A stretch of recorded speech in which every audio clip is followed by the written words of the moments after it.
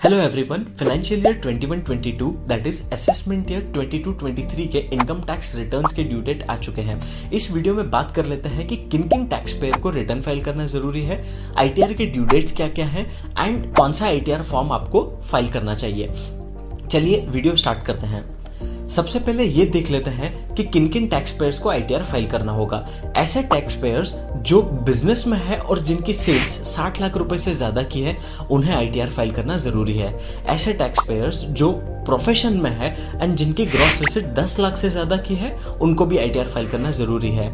ऐसे tax payers जिनका TDS या टीसीएस 25,000 से ज्यादा का डिडक्ट हुआ है, अच्छा सीनियर सिटीजन के केस में 50,000 से ज्यादा का, तो उन्हें भी रिटर्न फाइल करना जरूरी है। ऐसे टैक्स पेयर्स जिनके सेविंग बैंक अकाउंट में 50 लाख से ज्यादा की डिपॉजिट हुई है, तो उन्हें भी रिटर्न फाइल करना जरूरी है। ये सारे कंडीशंस इंडिविजुअल और एचयूएफ टैक्स पेयर्स को अप्लाई होते हैं। कंपनीज, पार्टनरशिप फर्म, एलएलपीज को without any such limits income tax return file करना जरूरी होता है। तो ये थे केसेस जब इनकम टैक्स रिटर्न फाइल करना जरूरी होता है। अब ये देख लेते हैं कि इनकम टैक्स रिटर्न के ड्यू डेट क्या है। इनकम टैक्स एक्ट में 3 ड्यू डेट डिफाइंड है, 31 अक्टूबर, 30 नवंबर और 31 जुलाई। अब देखते हैं 31 अक्टूबर किन किन टैक्स पेयर्स के लिए है। कंपनीज के लिए, कोई भी टैक्स पेयर जिनको ऑडिट करवाना जरूरी है इनकम टैक्स के हिसाब से, उनके लिए, और उन पार्टनर्स के लिए जिनकी फर्म ऑडिट में है।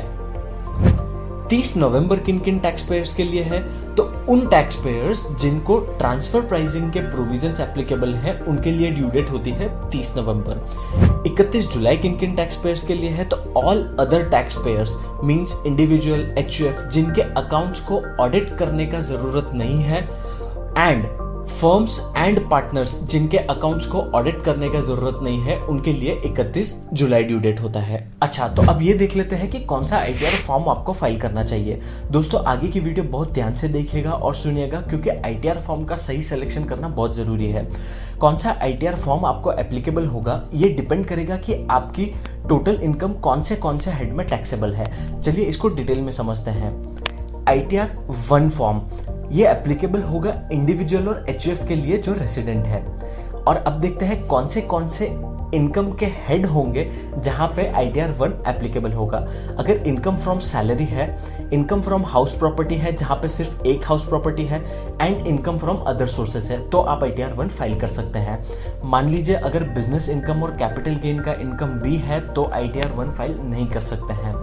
आईटीआर 2 किसको एप्लीकेबल होगा, इंडिविजुअल और एचयूएफ के केस में। यहाँ पे देख लेते हैं कि कौन से हेड ऑफ इनकम के केस में आईटीआर 2 फाइल कर सकते हैं। तो इनकम फ्रॉम सैलरी होगा तो चलेगा, हाउस प्रॉपर्टी का इनकम भी चलेगा, कैपिटल गेन का इनकम भी चलेगा, एंड अदर सोर्सेज का इनकम भी चलेगा।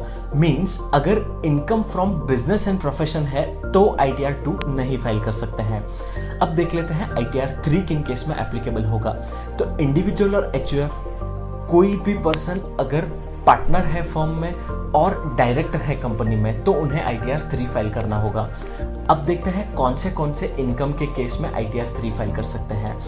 सैलरी इनकम के केस में, इनकम फ्रॉम हाउस प्रॉपर्टी के केस में, बिजनेस इनकम के केस में, कैपिटल गेन के केस में, एंड अदर सोर्सेज में। मींस आपका अगर सारे हेड में इनकम है, सारे पांचों के पांचों हेड में अगर इनकम है, तो आपको आईटीआर 3 फाइल करना है। आईटीआर 4 इंडिविजुअल, एचयूएफ और फर्म के लिए एप्लीकेबल होता है। बट यहाँ पे एक बहुत इंपॉर्टेंट पॉइंट है, आईटीआर 4 उन्हीं के लिए एप्लीकेबल है जो प्रेजेंटिव बिजनेस इनकम शो करना चाहते हैं, मींस सेक्शन 44 एडी या फिर सेक्शन 44 एडीए में जाना चाहते हैं। ITR 5 partnership firm and LLP के लिए होता है। आईटीआर 6 कंपनीज फाइल करते हैं, एंड आईटीआर 7 ट्रस्ट के लिए डिफाइंड है। होपफुली इस वीडियो से आपके सारे कंफ्यूजन दूर हो जाएंगे कि आपको कौन सा आईटीआर फॉर्म सेलेक्ट करना है और कौन सा आईटीआर फॉर्म आपको एप्लीकेबल है। इस वीडियो के लिए इतना ही।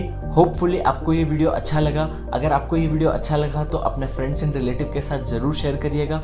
और हाँ, अगर आपने हमारे चैनल को सब्सक्राइब नहीं किया है तो सब्सक्राइब जरूर करिए, ताकि आपको हमारे लेटेस्ट वीडियो के नोटिफिकेशंस आते रहे। Thank you.